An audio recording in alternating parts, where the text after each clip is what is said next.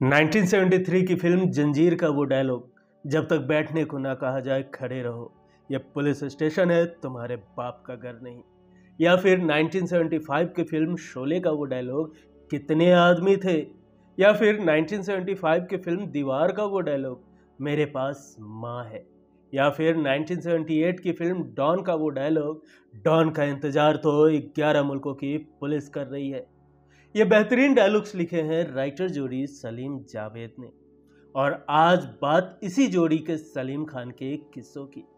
नई जनरेशन इन्हें सुपरस्टार सलमान खान के पिता के रूप में जानती है, लेकिन 70 और 80 के दशक में उनका वो रुतबा था कि हर फिल्म मेकर उनसे ही अपनी फिल्में लिखवाना चाहता था, चाहे फीस या शर्त कुछ भी हो। इंदौर शहर में रहते हुए दोस्तों के लिए लव लेटर लिखने से शुरू हुआ राइटिंग का यह सिलसिला हिंदी सिनेमा के सबसे बेहतरीन स्क्रिप्ट राइटर बनने पर मुकम्मल हुआ। लेकिन ये सफ़र इतना भी आसान नहीं रहा। बचपन से लेकर अपनी फिल्मी सफ़र तक कई दफ़ा सलीम खान पर दुखों का पहाड़ टूटा। नन्ही उम्र में ही माँ के रहते हुए उनसे अलगाव की मजबूरी, फिर माँ का देहांत। क्या आप यकीन करेंगे कि सलीम खान मुंबई राइटर नहीं बल्कि हीरो बनने आए थे। किसके तानों ने इन्हें मुंबई में संघर्ष करने के लिए प्रेरित किया था। कैसे बने ये दोस्तों के मसीहा, कैसे बनी सलीम जावेद की जोड़ी, फिर किस एक गलत फहमी की वजह से टूटा जावेद अख्तर से इनका रिश्ता। क्यों सलीम खान को करनी पड़ी थी हेलन से दूसरी शादी, किस बात की दी थी इन्होंने खुद को सजा। जानेंगे इनकी जिंदगी से जुड़ी संघर्ष के और भी कई सारे किस्से। नमस्कार, आप देख रहे हैं की मीडिया। दोस्तों, आज के किस्सों के सफर में हम सलीम खान से जुड़ी उन अनसुने किस्सों की चर्चा कर रहे हैं जिसे शायद ही आपने सुना हो। तो चलिए शुरू करते हैं आज के किस्सों का सफर। लेकिन उससे पहले अगर अभी तक आपने इस चैनल को सब्सक्राइब नहीं किया है तो प्लीज सब्सक्राइब कर लें। दोस्तों, सलीम खान का जन्म 24 नवंबर 1935 को बालाघाट मध्य प्रदेश में हुआ था। उनके दादाजी अफगानिस्तान से भारत आए थे। उनका परिवार सरकारी नौकरी की तलाश में बालाघाट से इंदौर आकर बस गया, जहां उनके पिता अब्दुल राशिद खान को इंडियन इंपीरियल पुलिस में नौकरी मिल गई थी। कुछ समय बाद वो डीआईजी रैंक तक पहुंच गए। एक बच्चे के लिए माँ सबसे अहम होती है, लेकिन सलीम खान कम उम्र में ही मां के प्यार से महरूम हो गए। दरअसल जब सलीम 4 साल के थे तभी मां को ट्यूबरकुलोसिस यानी कि टीबी हो गया। इस कारण सलीम और उनके भाई को मां से दूर रहने के लिए कहा गया था। मां से जुड़ा एक किस्सा सुनाते हुए सलीम खान ने नीलेश मिश्रा को दिए इंटरव्यू में कहा था कि हम में से कोई मां के पास नहीं जा सकता था। एक दिन मैं घर के बाहर खेल रहा था, वो दूर बैठे मुझे देख रही थी। तभी पास खड़ी औरत से उन्होंने पूछा कि ये बच्चा किसका है। औरत ने बताया कि मैं उन्हीं का बेटा हूँ। उन्होंने मुझे अपने थोड़ा पास बुलाया, निहारा और फिर वापस भेज दिया। जब मैं 9 साल का था तब वो दुनिया से चल बसी। जब माँ को टीबी हुआ था तभी से पिता हमारी हर इच्छा पूरी करते थे, हालांकि मैं उनसे बहुत डरता था। यही वजह थी कि मैंने फैसला किया कि मैं अपने बच्चों का दोस्त बनकर रहूंगा ताकि वो मुझसे ना डरे। जब मैं 14 साल का हुआ तो 1950 में मेरे पिता भी गुजर गए। माँ बाप के गुजर जाने के बाद सलीम खान की लाइफ में उनके सिर्फ बड़े भाई ही बचे थे। शुरुआत में बड़े भाई ने अपनी सारी जिम्मेदारी निभाई। सलीम के पिता डीआईजी रैंक के पुलिस ऑफिसर थे। उनकी मौत के बाद यह नौकरी बड़े बेटे को मिल गई। बड़े भाई ने यह नौकरी कर सलीम की परवरिश की। जब वो कॉलेज में थे तभी उनके भाई ने उन्हें एक कार दिला दी थी, जबकि उस जमाने में एक कार होना काफ़ी बड़ी बात हुआ करती थी। एक दिन सलीम खान इंदौर में हुई एक शादी में पहुंचे थे। उस शादी में फिल्म गांव की गोरी बनाकर मशहूर हुए फिल्म मेकर के अमरनाथ भी पहुंचे थे। सलीम खान बेहद हैंडसम थे, जिन पर अमरनाथ की नजरें टिक गई।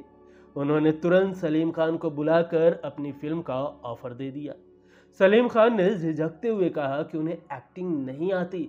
इस पर अमरनाथ ने उन्हें दिलीप कुमार का उदाहरण देकर कहा कि उन्होंने भी कभी एक्टिंग नहीं सीखी, लेकिन आज वो स्टार है। जब सलीम खान राजी हुए तो डायरेक्टर के अमरनाथ ने उन्हें तुरंत 1000 रुपये थमा दिए और अपना पता देकर बॉम्बे बुला लिया। हालांकि जब सलीम को मुंबई आकर हीरो बनने का ऑफर मिला तो बड़े भाई का रवैया पूरी तरह से बदल गया। दरअसल फिल्मों का ऑफर मिलते ही सलीम ने मुंबई जाने का मन बना लिया था, लेकिन उनके भाई का कहना था कि वो कुछ समय में ही वापस इंदौर आ जाएंगे। अगर वापस नहीं आएंगे तो हर महीने पैसे की डिमांड जरूर करेंगे। भाई की इन बातों से सलीम को बहुत दुख पहुंचा था। सलीम खान मुंबई तो पहुंच गए, लेकिन उन्हें ना उस शहर की जानकारी थी और ना ही इंडस्ट्री की। मरीना गेस्ट हाउस पहुंचकर उन्होंने 55 रुपए में कमरा ले लिया। एक कमरे में 2 बिस्तर लगे हुए थे। दूसरे बिस्तर में जो शख्स आया उसके जोरदार खर्राटों ने सलीम की नींद इस कदर उड़ाई कि उन्होंने ठान लिया कि जल्द से जल्द 110 रुपए में पूरा कमरा बुक करूंगा। के अमरनाथ के पास पहुंचे तो उन्हें फिल्म बारात में साइड हीरो का रोल मिल गया। उन्हें पहले ही 1000 रुपए साइनिंग अमाउंट के दिए जा चुके थे। इसके अलावा उन्हें हर महीने के 400 रुपए दिए गए। फिल्म चल नहीं सकी और सलीम खान को भी कोई खास पहचान नहीं मिली। फिल्म से मिले पैसे भी कम पड़ने लगे और उन्हें गुजारा करने के लिए भाइयों से पैसे मंगवाने पड़े। उनके गुड लुक की बदौलत उन्हें बी ग्रेड फिल्मों में छोटे मोटे रोल मिल जाया करते थे, लेकिन उनसे उन्हें पहचान नहीं मिली। उनके खाते में 1966 की हिट फिल्में तीसरी मंजिल, सरहदी लुटेरा और 1967 की दीवाना, छलिया बाबू भी रही, लेकिन इनसे भी कोई फायदा नहीं मिला। ये बात खुद सलीम खान ने अपने एक इंटरव्यू में कही थी। फिल्म नहीं चल सकी और सलीम खान को भी कोई खास पहचान नहीं मिल रही थी। फिल्म से मिले पैसे खत्म होने लगे। हालात से थक हार कर उन्होंने मुंबई छोड़ने का मन बना ही लिया था, लेकिन तभी उन्हें भाई का ताना याद आया। इस कारण उन्होंने संघर्ष जारी रखना ही बेहतर समझा। पहली फिल्म फ्लॉप हो जाने के बाद सलीम फिल्मों में छोटे मोटे रोल करके गुजारा कर रहे थे। फिर उन्होंने लेखन का काम शुरू किया। यह वो काम था जो सलीम इंदौर में बहुत किया करते थे। इंदौर में सलीम अपने दोस्तों के लव लेटर लिखा करते थे। लिखावट और अल्फाज इतने अच्छे होते थे कि हर दोस्त की बात बन जाया करती थी। सीरीज एंग्री यंग मैन में सलीम ने कहा था कि मेरे दोस्त अपनी गर्लफ्रेंड के लिए लव लेटर मुझसे ही लिखवाते थे। उस वक्त तक मुझे एहसास नहीं था कि मैं लिख भी सकता हूँ। जब मैं मुंबई आ गया तो इंदौर के दोस्त कहते थे कि तुम हमें बर्बाद करके मुंबई चले गए। फिर एक दिन सलीम खान मशहूर एक्टर और फिल्म मेकर गुरुदत्त के राइटर अबरार अलवी के पास गए और उनके साथ काम करने की इच्छा जताई। अबरार साहब ने उनसे कुछ लिखवाया और काम पसंद आने पर उन्हें अपना असिस्टेंट बना लिया। 60 के दशक में दिलीप कुमार जैसे बड़े सितारों की फीस 10 से 12 लाख हुआ करती थी, लेकिन उस समय उनकी पूरी फिल्म लिखने वाले राइटर्स को महज 20 से 25 हजार ही रुपए मिला करते थे। वो भी उनका काम पसंद किया गया तो ऐसी मारामारी में सलीम खान को महज 750 रुपए महीने मिलते थे। सलीम खान असिस्टेंट थे तो उनकी फीस उससे भी कम थी। एक दिन तंग आकर सलीम खान ने अबरार अलवी से कह दिया, एक दिन ऐसा आएगा जब एक फिल्म राइटर किसी स्टार से भी ज़्यादा फीस लेगा। ये सुनकर अबरार अलवी हंस पड़े। उन्हें लगा कि सलीम गुस्से में बड़बोले हो गए हैं। उन्होंने पलटकर कहा, तुम्हारे कहने का मतलब है कि जब दिलीप कुमार को 12 लाख रुपए मिलते हैं तो क्या एक राइटर को इससे ज़्यादा पैसे मिलेंगे? सलीम खान झिझके नहीं और कहा, बेशक, एक वक्त आएगा जब फिल्म राइटर की फिल्म स्टार से ज़्यादा फीस होगी। अबरार अलवी और जोर से हंस पड़े और कहा, यह बात तुमने मुझसे तो कह दी, मगर किसी और से मत कहना, वरना लोग तुम्हें पागल समझेंगे। इस पर उन्होंने जवाब दिया, अगर ये बात साबित हो जाए कि फिल्म की कामयाबी की वजह उसका हीरो नहीं बल्कि फिल्म की कहानी और लेखक है तो ये मुमकिन है। दोस्तों, बात सलीम जावेद के जोड़ी की। दोस्तों, 1966 की फिल्म सरहदी लुटेरा की शूटिंग के दौरान सलीम खान की मुलाकात जावेद अख्तर से हुई। उस फिल्म में सलीम एक साइड हीरो थे और जावेद अख्तर उस समय फिल्म के क्लैप बॉय थे। जब फिल्म के डायरेक्टर SM सागर को राइटर नहीं मिला तो उन्होंने जावेद साहब से ही कुछ डायलॉग लिखवा लिए। इसके बाद जावेद साहब मशहूर राइटर कैफी आजमी, जो कि शबाना आजमी के पिता थे, उनके असिस्टेंट बन गए। शूटिंग के दौरान सलीम जावेद की दोस्ती हुई। कैफी आजमी और अबरार अलवी पड़ोसी थे तो सलीम जावेद की मुलाकातें बढ़ने लगी। 1971 में दोनों भाप गए कि हिंदी सिनेमा की लगभग सभी फिल्में एक जैसी होती है। राइटर्स की कमी थी तो दोनों ने मिलकर टीम बना ली। सलीम साहब ने पहले स्टोरी टेलिंग सीखी और फिर लेखन की कुछ टेक्निक्स।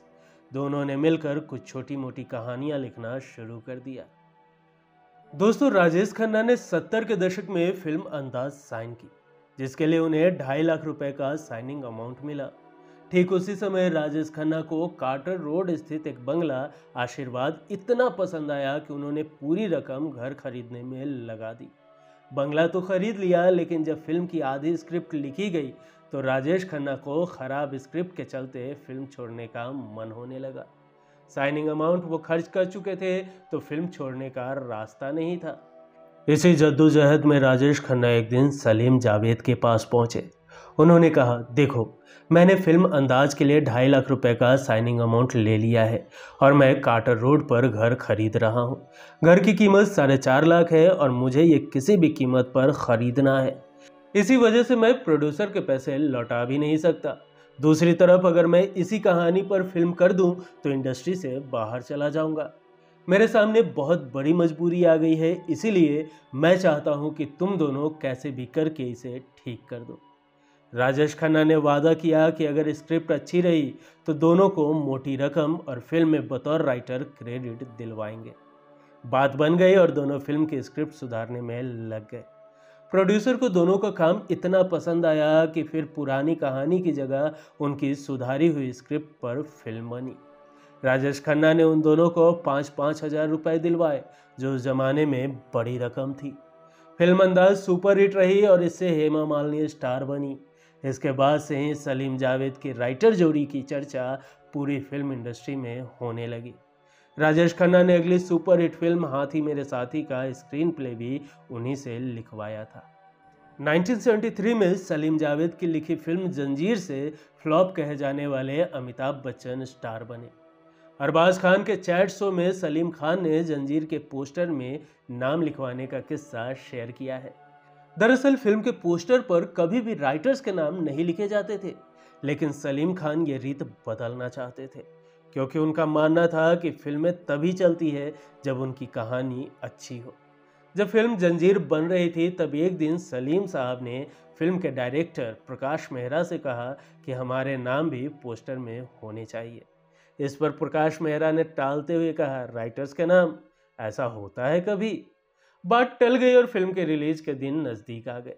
रिलीज से पहले पूरे मुंबई शहर में फिल्म जंजीर के पोस्टर चिपकाए गए। एक दिन सलीम साहब ने जमकर शराब पी और एक तरकीब निकाली। उन्होंने जीपीसीपी के प्रोडक्शन हाउस में काम करने वाले एक लड़के को कॉल किया और 2 जीप और कुछ पेंटिंग का सामान लाने को कहा। जैसे ही लड़का पहुंचा तो सलीम साहब ने उससे कहा कि पूरे शहर में लगे पोस्टर में लिख दो, रिटन बाय सलीम जावेद। वैसा ही हुआ। अगले दिन शहर में लगे जंजीर के पोस्टर कुछ बदल चुके थे। अमिताभ बच्चन की नाक, जया बच्चन के चेहरे और प्राणनाथ के माथे के ऊपर सलीम जावेद का नाम लिखा हुआ था। खूब हलचल मची और इस बागीपन के चर्चे भी हुए, लेकिन दोनों ने इतिहास रच दिया। हिंदी सिनेमा के इतिहास में पहली बार किसी स्क्रीन राइटर का नाम पोस्टर पर लिखा गया था। जंजीर फिल्म का ट्रायल शो देखने के बाद यश चोपड़ा ने अपने असिस्टेंट रमेश तलवार से कहा कि फिल्म लिखने वालों को मिलने के लिए बुलाइए। संपर्क होने के बाद जब सलीम जावेद को फिल्म लिखने का ऑफर दिया गया तो उन्होंने 2 लाख रुपए फीस मांगी। ये सुनकर रमेश तलवार हंस पड़े। उन्होंने हंसते हुए ही ये डिमांड यश चोपड़ा को बताई और देखते ही देखते उनकी ये डिमांड पूरी इंडस्ट्री में मजाक का मुद्दा बन गया। मजाक बना लेकिन बात नहीं बनी।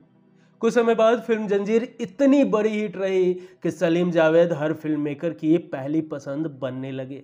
ऐसे में यश चोपड़ा ने अपने असिस्टेंट रमेश तलवार से कहा कि जाओ सलीम जावेद से कहो कि हमें उनकी 2 लाख फीस की डिमांड मंजूर है, उन्हें फटाफट 2 लाख देकर साइन कर लो।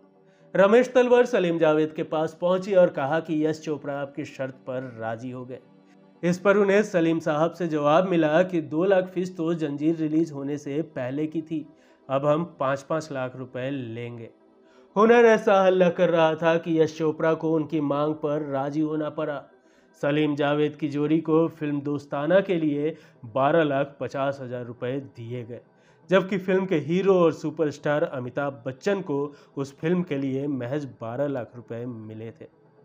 स्टार से भी 50,000 ज़्यादा फीस लेकर सलीम जावेद ने हिंदी सिनेमा में इतिहास रच दिया। सालों पहले सलीम साहब ने यही भविष्यवाणी की थी। जितना उनका 2 लाख फीस कमाने पर मजाक उड़ाया गया था, उतनी ही ज़्यादा तारीफें उनके खाते में आ रही थी। कुछ समय बाद सलीम साहब ने अबरार अलवी को फ़ोन कर ये जानकारी दी तो वे काफ़ी खुश हुए। सलीम जावेद की जोड़ी को ही हिंदी सिनेमा में स्क्रीन राइटर्स की किस्मत बदलने का श्रेय दिया जाता है, क्योंकि उनसे पहले फिल्म की कहानी और डायलॉग लिखने वालों को बिना क्रेडिट दिए चंद रुपए देकर चलता कर दिया जाता था। ये किस्सा अन्नू कपूर ने अपने खास कॉलम कुछ दिल ने कहा में लिखा था। दोस्तों, सलीम जावेद की हिट राइटर जोड़ी ने कुल 24 फिल्में साथ में लिखी थी, जिसमें से 20 फिल्में सुपरहिट थी। दोस्तों, सलीम जावेद की लिखी फिल्म में 70 और 80 के दशक का हर स्टार काम करने की तमन्ना रखता था, लेकिन ऋषि कपूर वो इकलौते एक्टर थे जिन्होंने सलीम जावेद की फिल्म ठुकराई थी। इस बात से सलीम जावेद इस कदर नाराज हुए कि उन्होंने ऋषि कपूर को करियर बर्बाद करने की धमकी दे डाली। ऋषि कपूर ने अपनी ऑटोबायोग्राफी खुल्लम खुल्ला में लिखा था कि जब उन्होंने सलीम जावेद की फिल्म ठुकराई तो दोनों का ईगो हॉट हो गया। फिल्म ठुकराने के बाद ऋषि कपूर की मुलाकात मुंबई के प्लेसमेंट क्लब में सलीम जावेद से हुई, जहां वो अक्सर बिलबोर्ड खेलने जाते थे। जैसे ही सलीम साहब ने उन्हें देखा तो कहा, तुम्हारी हिम्मत कैसे हुई हमारी फिल्म ठुकराने की। जवाब में ऋषि साहब ने कहा, मुझे फिल्म पसंद नहीं आई। सलीम साहब ने गुस्से में कहा, तुम जानते नहीं हो क्या कि इंडस्ट्री में आज तक हमें किसी ने इनकार नहीं किया, हम तुम्हारा करियर तबाह कर सकते हैं। ऋषि कपूर ने कहा, आप मुझे बर्बाद करने के लिए क्या कर सकते हैं।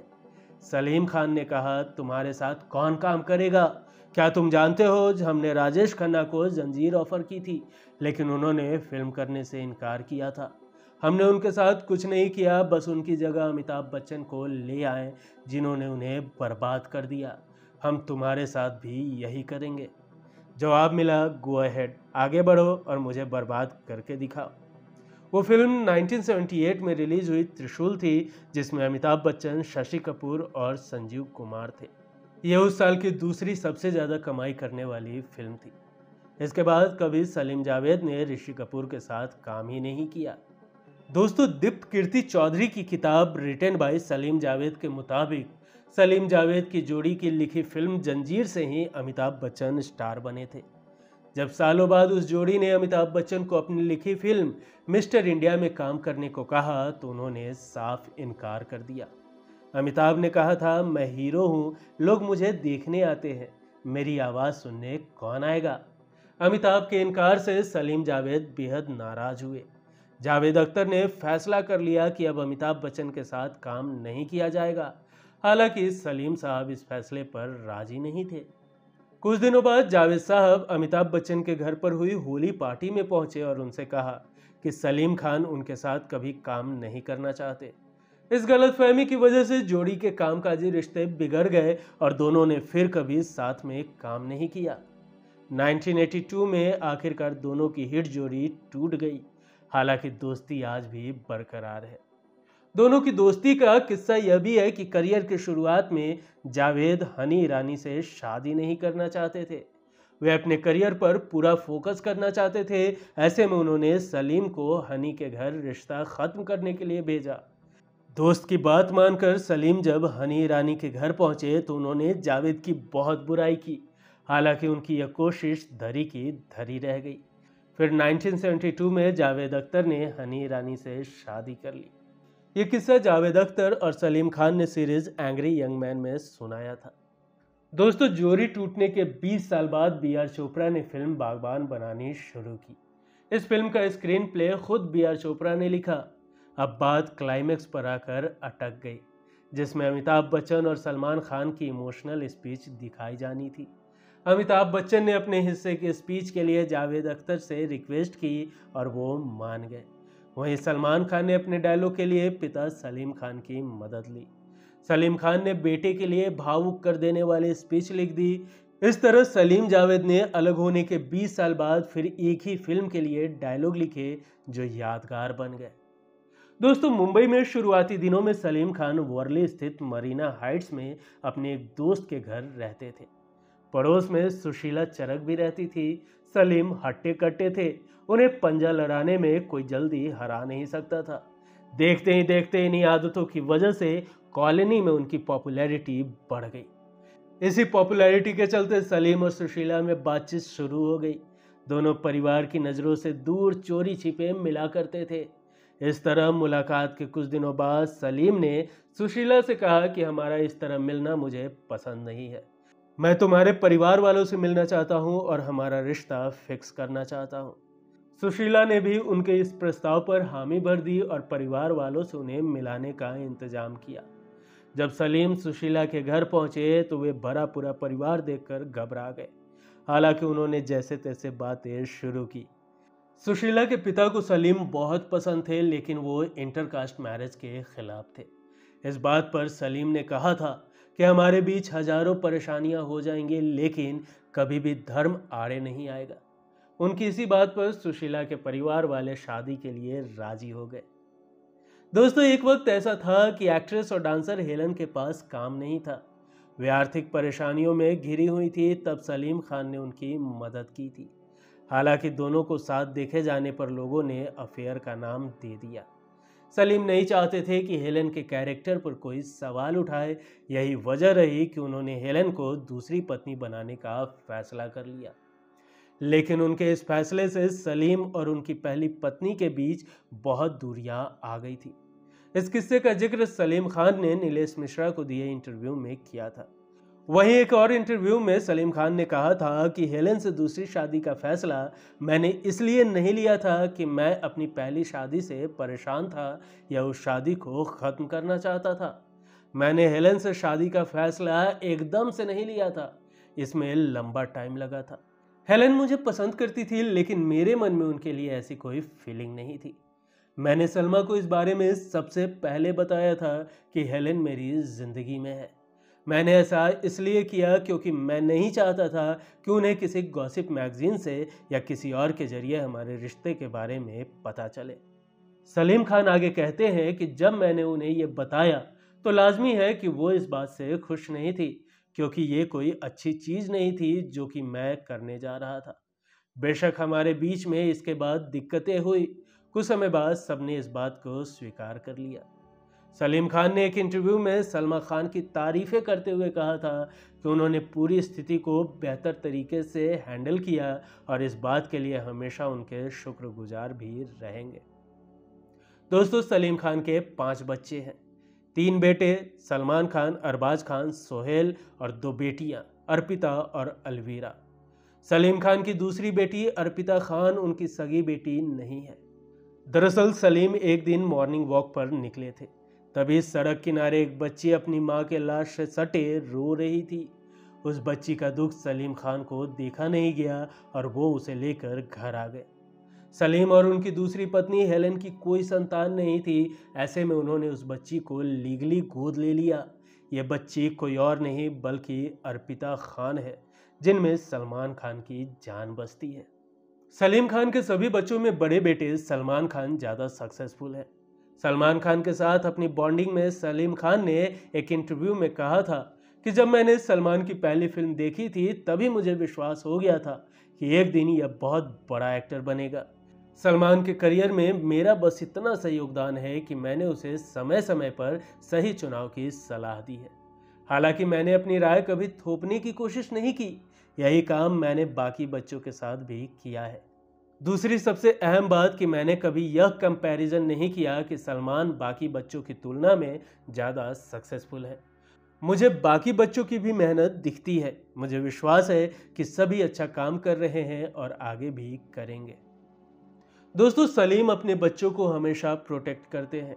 जब जब सलमान मुसीबत में आए हैं, सलीम खान ने एक पिता की जिम्मेदारी बहुत अच्छी तरीके से निभाई है।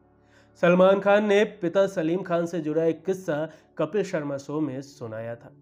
उन्होंने कहा था कि एक वक्त ऐसा आया था कि उनके परिवार की आर्थिक स्थिति बहुत ख़राब थी। सलीम खान के पास इतने पैसे भी नहीं थे कि वे सलमान की स्कूल फीस भर सके। एक दिन सलीम खान जब बेटे के स्कूल पहुंचे तो देखा कि सलमान क्लास के बाहर हाथ ऊपर करके खड़े हैं। बेटे की यह हालत देख वो सीधे प्रिंसिपल के पास गए। वजह पूछे जाने पर प्रिंसिपल ने कहा कि आपके बेटे की फीस नहीं जमा हुई है, इस वजह से उसे सजा मिली है। जवाब में सलीम खान ने कहा कि अगर बेटे की फीस जमा नहीं है तो यह गलती मेरी है, मुझे सजा मिलनी चाहिए। प्रिंसिपल से यह बात कहने के बाद सलीम बाहर जाकर उसी जगह पर खड़े हो गए जहां उनके बेटे को खड़ा किया गया था। दोस्तों, एक वक्त था जब काले हिरण मामले में सलमान खान को 18 दिनों तक जेल में रहना पड़ा था। इस बारे में बात करते हुए सलीम खान ने कहा था कि कोई भी पेरेंट बेटे को जेल में बंद नहीं देख सकता।